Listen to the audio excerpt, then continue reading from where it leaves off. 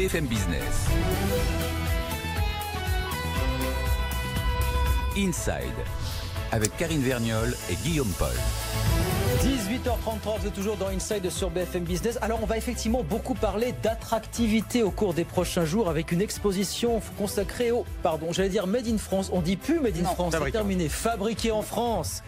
Ça se tiendra au Palais de l'Élysée le week-end prochain. Et le grand sommet de Choose France à Versailles en début de semaine prochaine. Là, Emmanuel Macron va réunir des centaines de dirigeants français et étrangers, Karine. Guillaume Casbarian, bonsoir. Bonsoir. Vous êtes député LREM d'Eure-et-Loir. Vous êtes l'auteur d'un rapport pour faciliter les implantations industrielles dans les territoires. Vous serez donc à Versailles en début de semaine. Laurent Collat, bonsoir. Bonsoir. Vous êtes le co-dirigeant d'Eno, dont la plancha Made in Niort, Made in Deux-Sèvres, sera présentée sur cette exposition avec une centaine d'autres objets, effectivement, qui représentent comme ça tous les territoires français.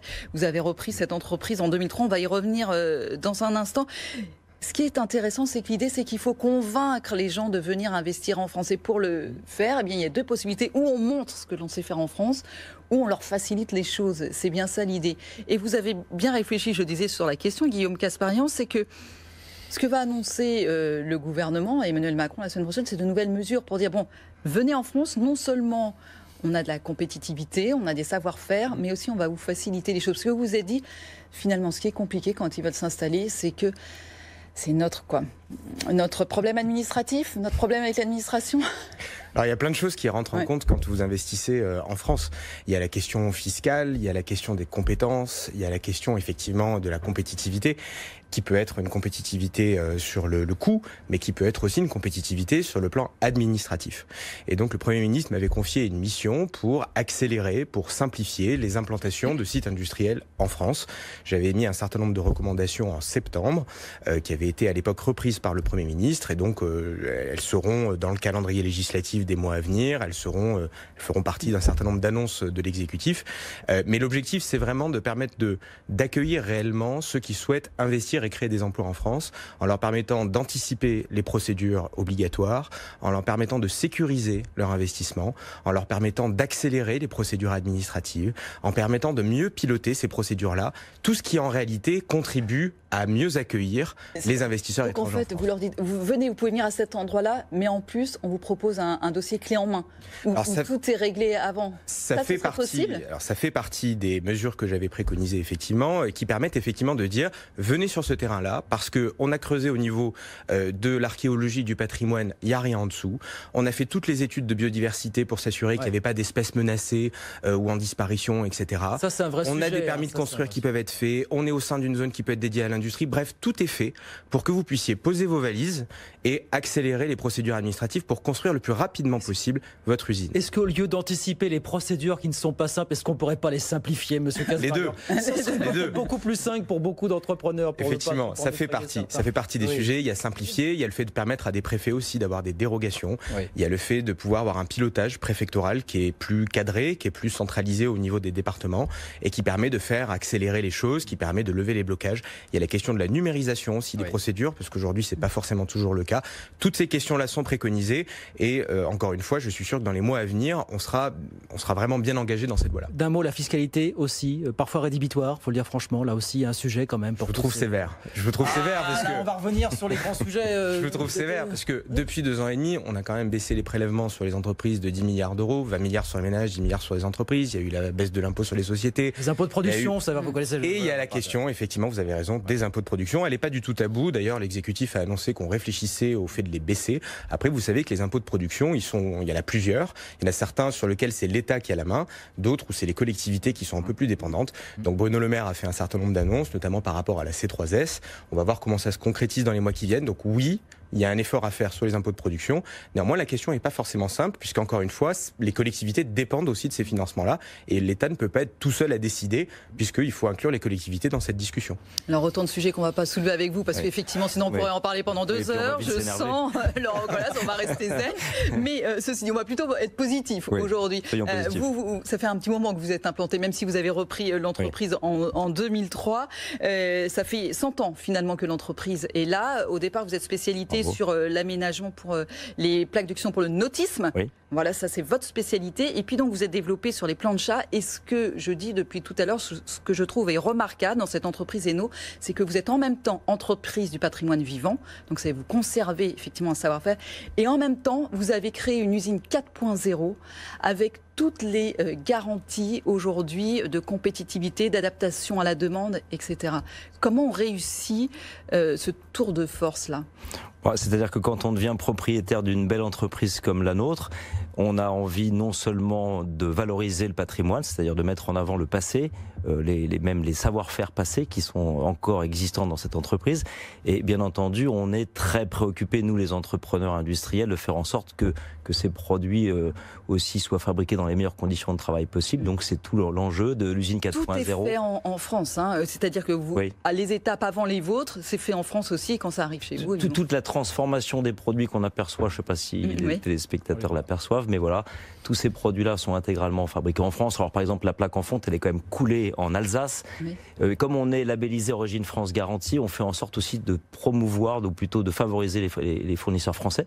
Donc nos fournisseurs sont essentiellement français, si on peut trouver français, de façon à sécuriser le label Origine France Garantie. Bien dire aux consommateurs, ce produit est vraiment fabriqué en France, c'est pas juste une petite étiquette qu'on met sur le produit, c'est une véritable certification de produit. Et donc, entreprise du patrimoine vivant permet aussi de dire, c'est une entreprise historique, centenaire, qui a ce savoir-faire qu'on aperçoit derrière vous, qui est un savoir-faire d'émaillage. Et bien entendu, on va numériser tout ça, on voit des photos d'un robot.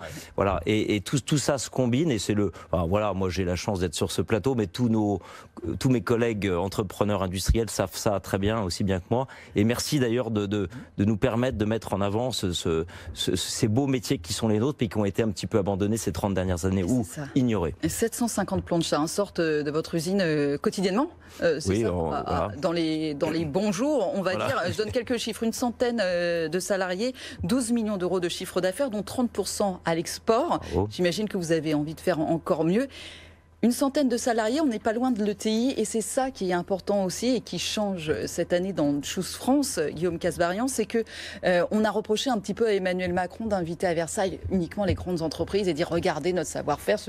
C'est essentiellement les grandes entreprises. Mais il y a tout ce tissu-là qui est mis en avant aussi avec l'exposition Fabriquée en France à l'Élysée, de savoir-faire et d'industrie française qui fait aussi la richesse. Bien sûr, on a une diversité industrielle qui est extraordinaire en France. Moi, je suis très admiratif de ce que vous venez de dire à l'instant. Demain, on le verra d'ailleurs lors de l'inauguration, vous avez 120 produits qui ont été sélectionnés, un par département à minima, qui montre qu'il y a une vraie qualité, une vraie diversité, un vrai savoir-faire français qui est exceptionnel et qui n'est pas le fait uniquement de très grandes entreprises ou de start-up, qui est aussi le fait de PME et de TI qu'on veut aussi mettre à l'honneur, puisque c'est la diversité des territoires et la diversité du savoir-faire français. Je pense c'est très bien que vous parliez aujourd'hui du fabriqué en France, parce qu'on a tendance à pas assez en parler. On se flagelle beaucoup, on est toujours en train de se critiquer, etc. Mais on a des entrepreneurs, on a des salariés qui sont fiers de ce qu'ils produisent, qui sont fiers de leur outil de production, qui sont fiers d'être implantés dans un territoire et d'y être attachés. Et c'est ça qu'on veut mettre en avant demain et dire aux Français, consommez français, achetez français, parce que par votre acte de consommation, vous contribuez à créer des emplois en France. Le fabriqué en France, c'est seulement 36% aujourd'hui de la consommation des Français. C'est vrai qu'on peut mieux faire. Qu'est-ce qui pourrait aller encore mieux, Laurent Collas ? Qu'est-ce qui fait qu'à un moment donné, vous pourriez peut-être être plus présent à l'export ou être encore plus performant dans votre usine ? Je pense que c'est la discussion du départ. Moi, je pense que le principal frein à notre développement, c'est la réglementation, et encore plus vrai probablement pour l'industrie, parce que forcément nous sommes potentiellement des pollueurs, et c'est très bien d'ailleurs que nous soyons bien contrôlés, mais parfois la réglementation est tellement excessive dans beaucoup de domaines industriels, parce que forcément on a des métiers parfois qui sont un peu pénibles, qui utilisent les muscles plutôt que les cerveaux, bien qu'on utilise aussi nos cerveaux. Et ce qui est le principal frein à notre développement, et parfois on est las de voir combien la réglementation progresse plutôt dans le domaine de sa complexification plutôt que de sa simplification. On a entendu beaucoup parler de choc de simplification, ça nous a valu plusieurs mois de travail sur la fiche de salaire. Personne ne nous en a remercié, mais c'était pas du temps de monsieur Macron, c'était du temps de monsieur Hollande qui avait inventé le choc de simplification de la fiche de salaire. Ça nous a coûté quelques milliers d'euros pour arriver à s'en sortir. Voilà. Et c'est toutes ces choses-là. Moi, je rêve d'une législation de 5 ans qui viendrait déconstruire un peu les lois qui servent plus à rien. Mais je ne sais pas si un président de la République pourrait se présenter présenté en disant on va passer 5 ans à dévoter. À détricoter. Mais voilà, c'est mon espoir.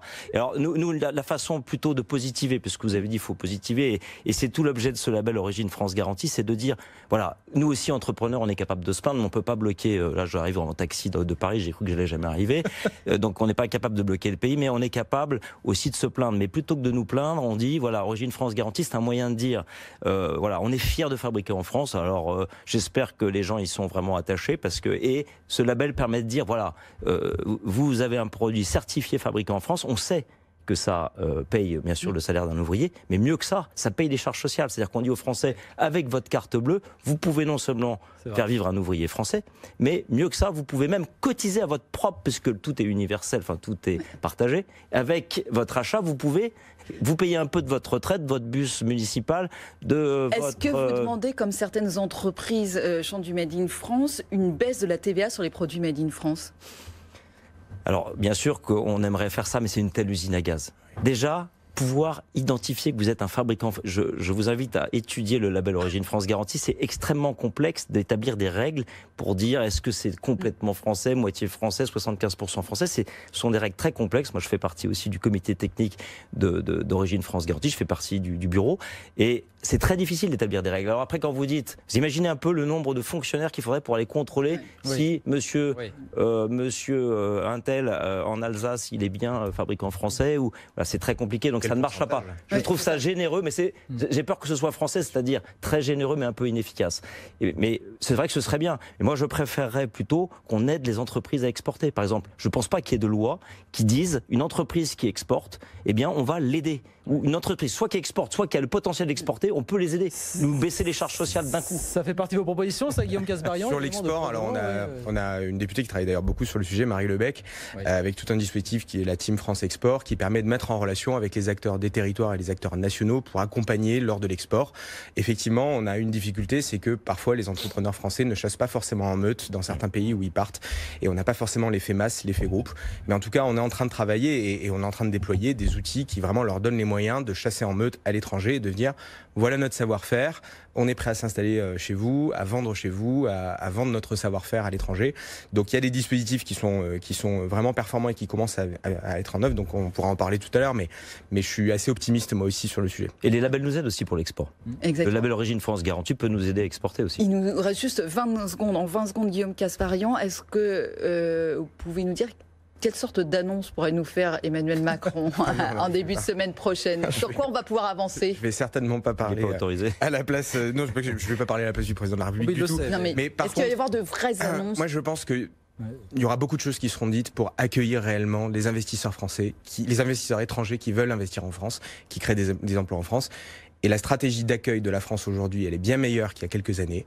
France is back. Et je pense que vraiment, on aura des annonces qui sont assez fortes, qui permettent de convaincre les 200 PDG présents lundi qu'ils peuvent venir en France en toute confiance, qu'ils ont intérêt à le faire et qu'on est très heureux de les accueillir. Voilà. Bon, on suivra ça de près sur BFM Business et éventuellement on fera un petit retour avec vous. Guillaume Casbarian, merci beaucoup à vous, député LREMD Eure-et-Loir. Laurent Collat, merci beaucoup à vous d'être venu jusqu'à Paris depuis Niort. C'est aussi pour l'exposition à l'Elysée, bien sûr, à découvrir les plans de chat Hainaut. Merci beaucoup à vous. C'est une belle performance de venir de province jusqu'à Paris. On vous remercie donc doublement à ce titre. Merci beaucoup. 18h46, on marque une petite pause, on vous redonne les grands titres de l'actualité. Emmanuel Le Chypre, et puis après on va parler d'une filière dont on va reparler les prochains jours et qui est pleine d'avenir, c'est la filière hydrogène. Oui, hydrogène d'ailleurs, il y a un conseil de l'hydrogène qui va se tenir aussi pendant ce temps-là à Versailles. Et derrière, il y a toute cette filière qui s'anime et des startups qui ont plein d'idées et surtout qui agissent. C'est le cas de Life, elle vous parlera tout à l'heure de son projet d'hydrogène vert. Enfin, qui est un peu plus qu'un projet parce que ça y est, ça démarre. BFM Business, Inside, au cœur de l'écho.